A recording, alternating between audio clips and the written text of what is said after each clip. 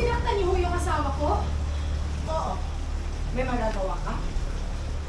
Baka nakakalimutan nyo, paswelduhan na kayo dito, kaya pwede namin gawin kahit anong gusto namin sa inyo. Pero sobra naman ho yung pananakit, ma'am. Ma'am! Ma'am!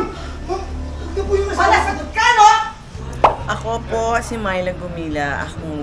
Ang role ko po dito sa Wish Ko Lang, sadista, ay yung nagsasadista, si Delia Gonzalez po.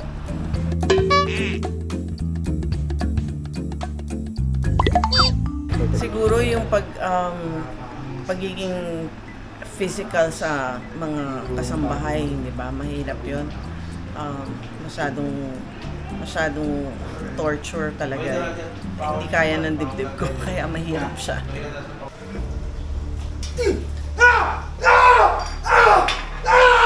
Ang kapal ng mukha mo para sisihin mo pa yung anak ko.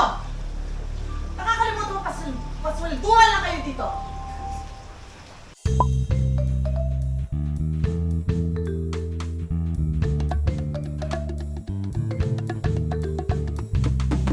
Siguro yung tanggalan lang ako ng cellphone. Yun ang torture na yun. Hindi ba?